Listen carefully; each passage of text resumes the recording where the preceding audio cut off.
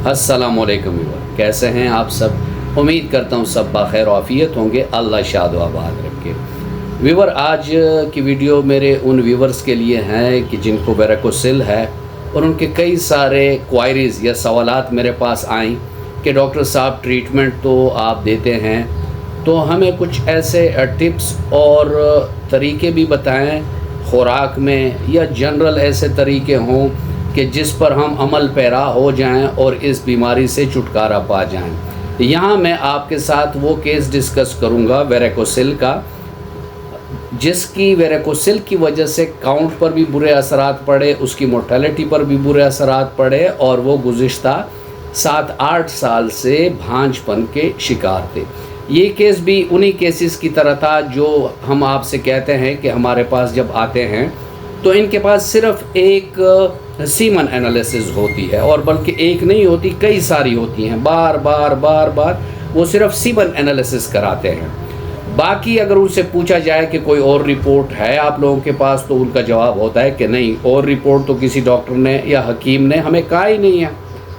तो इसी तरह इस मरीज़ को भी हमने पहले भिजवाया कि भाई आप अपना डुपलर अल्ट्रासाउंड करवा लें, ताकि पता चल सके कि आखिर खुशियों के लेवल पर क्या मसला है कि जिसमें आपकी काउंट, मोर्टेलिटी और आपकी फर्टिलिटी को बुरी तरह मुतासर किया है। इसी वीडियो में आप साथ रहिएगा। आखिर में मैं आपको वो टिप्स भी बताऊंगा जो खुराक के बारे में भी होंगी, और जो जनरल ऐसी टिप्स होंगी जो आपको इस वीडियो से पहले किसी ने नहीं बताया होगा।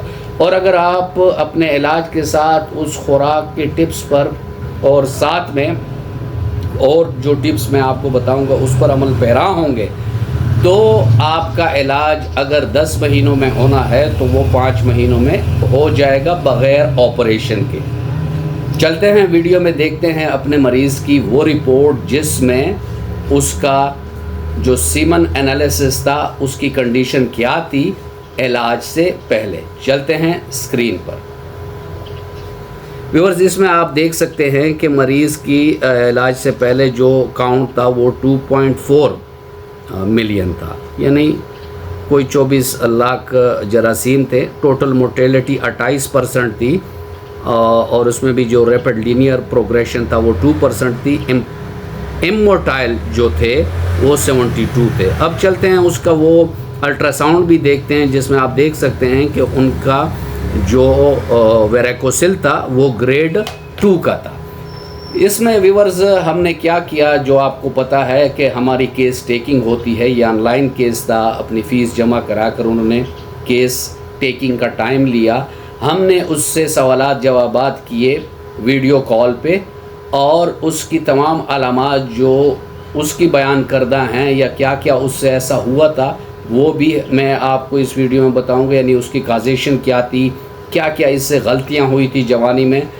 उसकी गलतियों में सर फहरिस्त उसकी एक्सेसिव मस्टरबेशन थी, यानी मुश्तनी बहुत ज़्यादा इस पेशेंट ने की थी। उसके बाद इल्लीगल अफेयर यानी फ़िज़िकल ऐसे काम उससे हुए थे जो जना के ज़ुमरे में आते हैं, तो वो भी हुए थे, जिसकी वजह से उसमें एसटीडीज़ भी पाई जाती थी। इसका जो मयाज़म था वो साइकोसिस मयाज़म आ रहा था, और काजेशन में उसके टेस्टिकुलर ट्रॉमा भी था, और पेशेंट को वक्तन फ़वक्तन जहां उसका वेरिकोसिल था वहां उसको सिवियर पेन भी होता था। तो इन तमाम अलामात, रिपोर्ट्स और उसके तनाज़र में हमने उसके इलाज में जो जो मेडिसिन इस्तेमाल की, उसमें चीदा मेडिसिन जो थी उसमें मेडोरोनियम था, तूजा था, इसके अलावा इसका वेपरा हमने मेडिसिन यूज़ की, हेमामिलस हमने यूज़ की, कैलकेरिया फॉस, कैलकेरिया फ्लोर दोनों 6x में यूज़ की। इसके अलावा रेगवेक की एक प्रोडक्ट आती है R42, वो भी हमने वक्तन फ़वक्तन उसको यूज़ कराई। और साथ में उसका इलाज जो चला वो करीबन ऐसे केसेस जो ग्रेड 2 के होते हैं वो मिनिमम 2 से 3 कोर्सेज़ लग जाते हैं। लेकिन जैसे ही उसका सेकंड कोर्स पूरा हुआ तो उसने कहा कि डॉक्टर साहब हमारी जो प्रेगनेंसी है वो कंसीव हो गई है। तो मुझे भी खुशी हुई, वो तो खुशी से निहाल ही था और दुआएं दे रहा था।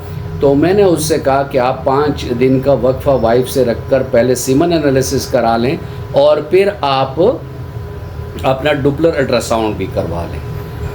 साथ रहिएगा वीडियो में। जो सबसे अच्छी बात थी, इस पेशेंट ने उन टिप्स पर जो मैं आपको वीडियो में आगे चलकर बताऊंगा ऐसा अमल किया कि वो 3 कोर्सेज के बजाय दूसरे कोर्स में ही उसको कामयाबी मिल गई।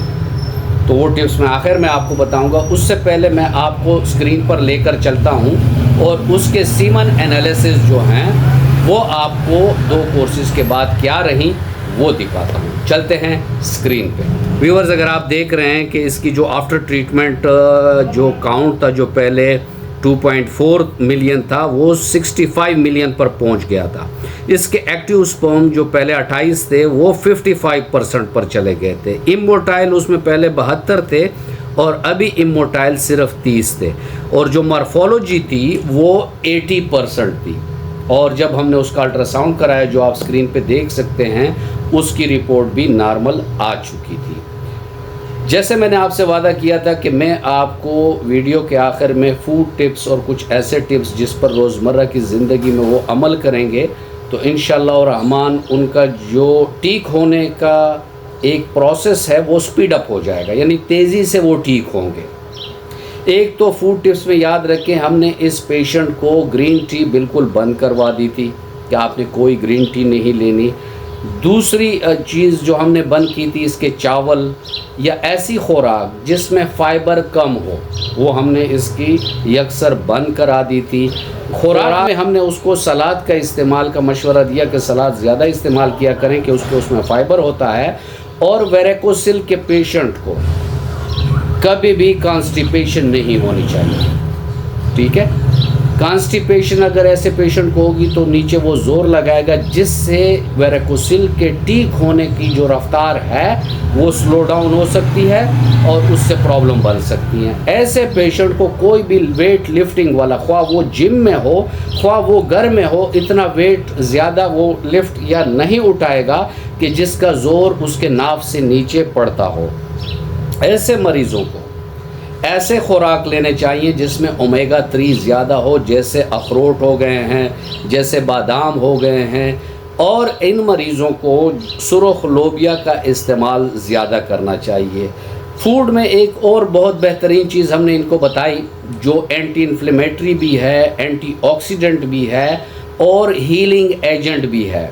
और इसके अलावा जो इसके जिस्म में एसटीडीज़ यानी सेक्सुअली ट्रांसमिटेड डिजीज़ के जो जरासीम पाए जाते हैं उन जरासीम को भी ख़त्म करने की वो सलाहियत रखती है। और वो ये था कि रात 1 गिलास दूध उसको अच्छी तरह बॉयल करके उसमें 1 इलायची को खूब आप बॉयल करें, उसके बाद उसमें छोटा चम्मच